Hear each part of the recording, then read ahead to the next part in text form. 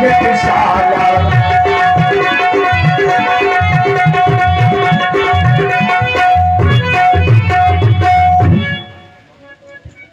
अहो भाग्य, मेरा प्रणाम स्वीकार हो, प्रणाम स्वीकार हो। जब जब भी मैं आपके समक्ष आता हूँ और जब भी आपके श्री चरणों के दर्शन करता हूँ, जो सुख मुझे प्राप्त होता है उसे अपने मुख से कैसे कहूँ भगवान।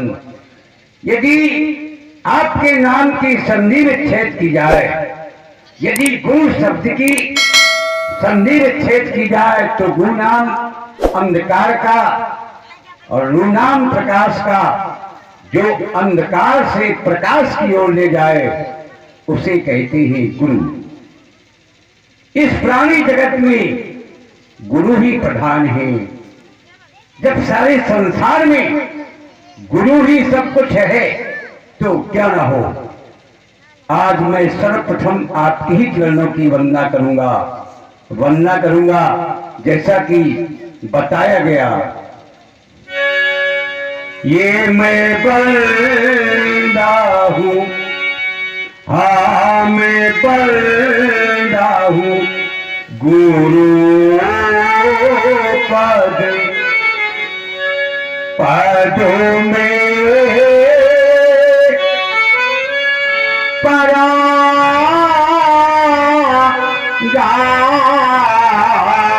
हाय सुरा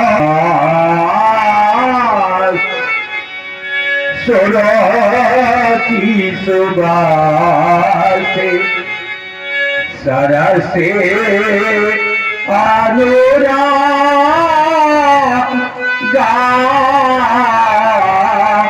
हाय सुरा की सुबह। जो सुंदर है, जो शुभ है, मैं ऐसे गुरु के चरणों की वंदना बारंबार करता हूँ। मेरा प्रणाम स्वीकार हो गुरु जी। राजेंद्र, आपने हमें प्रणाम किया है, तुम्हारे लिए शुभाशीष है।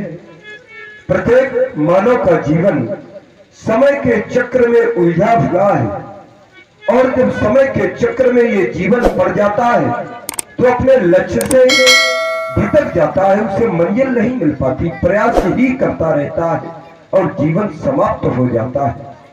तुम्हारे लिए शुभाशीष है कि काल चक्र से, समय का जो चक्र है उससे झुलस न जाए और मानव की पाखें और स्वाभिमान से ये सिर ऊंचा हो और नीचे हुए आंखें। जीवन सीधा सादा रखो, मन में हो उत्कर्ष और जीवन संगिन संग मनाओ।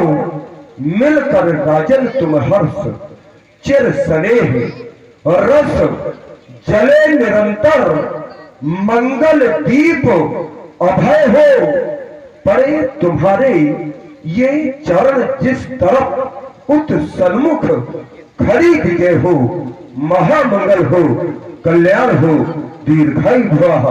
गुरु सदन में प्रथम बार आप नहीं आए, अनेकों बार आए और जब जब आए तो राज अंग के साथ में आए। राजाओं के 18 अंग बतलाए गए हैं, उन अंगों में सचिव, सेवक, इन सबके साथ में आते रहे। लेकिन आज देख रहा हूं कि केवल अकेले ही गुरु सदन में आए हैं और ये भी देख रहा हूं, एक बड़ा आश्चर्य कर रहा हूं कि पैरों में किसी भी प्रकार का पदत्राण नहीं है। निश्चित है कोई ना कोई विशेष कारण है। जब हम मुखमंडल की ओर देखता हूँ तो ये कमल के समान खिलने वाला मुखमंडल आज मलिनता को धारण किए हुए, यही तो एक विशेष संदेह का कारण बन रहा है। कहो कहो क्या बात है राजन, अभी पूरा मैं कर दूंगा। क्योंकि आपने गुरु की महिमा का विशेष वर्णन किया तो गुरु का भी कर्तव्य बनता है कि जिससे मुख प्रफुल्लित हो वही सब यत्न मैं कर दूंगा। कहे बतलाए ये मुखमंडल जो मलिनता को धारण किए हैं, कारण क्या है? क्यों नहीं प्रभु, सत्य है कि मैं आज आपके पास अकेला दौरा चला आया। और वास्तव में आज हमारे मनमानस में बहुत बड़ी गिलानी है। जीवन काल की सबसे बड़ी गिलानी आज उत्पन्न हो रही है, जो आज तक नहीं हुई प्रभु। इसलिए उस गिलानी को लेकर के अकेला ही आपके पास दौड़ा चला आया। बात ऐसी है, स्वामिन पुत्रा कथमेश्वर सर्वरक्षण रक्षता पुत्रहीनस्व में राज्यम सर्व दुखात कल्पते। हे प्रभु, सभी गुणों में संपन्न मुझे पुत्र अब कब उत्पन्न होंगे प्रभु? आप देख रहे हैं कि हमारा चौथापन आ गया, बुढ़ापा आ गया, लेकिन अभी तक कोई पुत्र नहीं प्रभु। अरे ये राज्य वैभव सेना ताज तख्त दौलत आज सब शून्य से प्रतीत हो रहे हैं, शून्य से प्रतीत हो रहे हैं। सोच रहा हूं कि जब मैं नहीं रहूंगा तो कौन चलाएगा ये प्रभु शासन सत्ता? कौन बनेगा इस सिंहासन का उत्तराधिकारी? कौन संभालेगा इस प्रजा को? क्या होगा इस अयोध्या का? मैं तो कहता हूं, दो चार ना सही तो कम से कम रघुवंशियों का वंश चलाने के लिए प्रभु एक ही पुत्र हो जाए, एक ही पुत्र हो जाए। वैसे भी बिना पुत्र मानव के लिए शास्त्रों में बताया गया, बिना पोते नहीं, बिना पोते नहीं नरे गति पावे।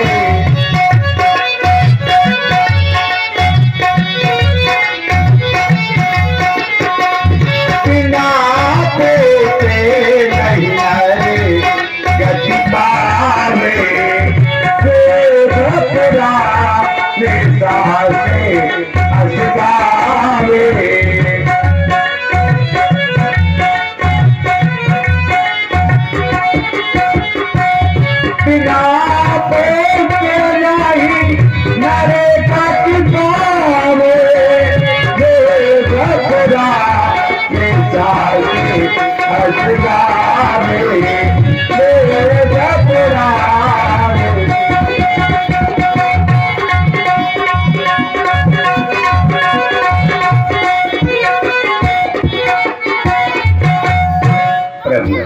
मैंने एक नहीं, दो नहीं, तीन तीन विवाह किए, लेकिन प्रतीक्षा करते करते बुढ़ापा आ गया। अब कोई उपाय करें, उपाय आपके हाथ में है। और नहीं तो मेरे बाद रघुवंशियों का वंश समाप्त हो जाएगा, समाप्त हो जाएगा। प्रभु कोई उपाय करे प्रभु, कोई उपाय करे। मैं जानता था कि कोई विशेष ही कारण है, और जब कारण आपने व्यक्त किया तो विशेष ही कारण निकला। राजन, दाम्पत्य जीवन में यदि पुत्र नहीं है तो वो दाम्पत्य जीवन सबसे बड़ा दुख का कारण, उससे ज्यादा दुख और कहीं कुछ हो ही नहीं सकता। प्रतिदिन सुनी मांग, पुत्र दिन है घर सुना। अगर पुत्र नहीं है दाम्पत्य जीवन में तो घर सुना सुना, अपार संपत्ति हो घर सुना लगता है। पति नहीं है, पति का वियोग हो गया है तो पत्नी अधूरी रहती है। यही तो जीवन में दुख है। राजन, इस बात की चिंता है कि एक ही पुत्र हो जाए। देना चाहिए। चिंता है बड़ी, चिता से भी तन को निर्जीव बनाती है। चिंता जीते को खाती है और मुर्दे को चिता चलाती है। राजन, आप कह रहे हैं कि एक पुत्र हो जाए और वही पुत्र यदि कुपुत्र बन जाए, क्योंकि हर जलते हुए चिराग से रोशनी की उम्मीद मत करो, क्योंकि कुछ चिराग ऐसे होते हैं कि घर को ही जला देते हैं। हर सागर से पानी की उम्मीद मत करो सीताराम जी, क्योंकि कुछ सागर ऐसे होते हैं कि वो गागर ही डुबा देते हैं।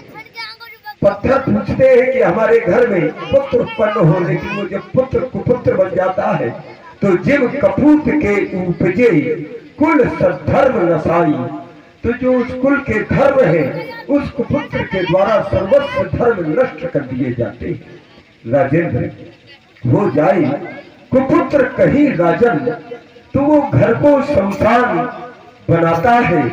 राजेंद्र व्यर्थ है ये विचार कि बेटा कब नाम चलाता है, क्योंकि ऐसा प्रमाण हमें मिला है। अब तक महानुभावों ने अपना यश आप कमाया है क्या? ध्रुव प्रहलाद आदिकों का पुत्रों ने नाम कमाया है? नहीं कमाया। लेकिन आप मेरे पास आए, आपने प्रयास किए और मेरे पास प्रसाद है, क्योंकि हम महात्मा हैं। महात्माओं के पास प्रयास थोड़ा मिलेगा, प्रसाद मिलेगा। भाई आपके पास चिंता है, तो चिंता जो करता है उसका संबंध सीधे शमशान में पहुंचता है। उसका संबंध जो ज्यादा चिंता करता है बहुत जल्दी शमशान की ओर प्रस्थान कर जाता है। लेकिन जो चिंतन करता है उसका संबंध समाधान से है। और हम महात्मा हैं, महात्मा चिंता नहीं करते। कोई भी कार्य आ जाए वो हमेशा चिंतन ही करते हैं, इसीलिए तो संत बने। और जब चिंतन करते हैं तो निश्चित है कि समस्या का समाधान मिलता है।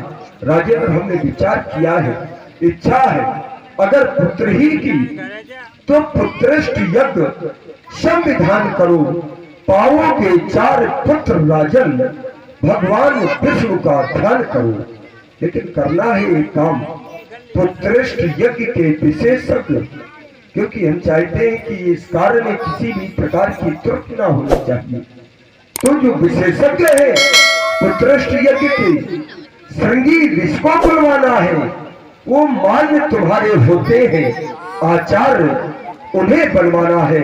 इस समय पाटलिपुत्र में, पाटलिपुर में इस समय रोमपाद जी के यहाँ पर श्रृंगी ऋषि विभांडक पुत्र ठहरे हुए हैं, तो उनका आवाहन करें और उनके द्वारा ये पुत्रष्ट यज्ञ संपन्न करें।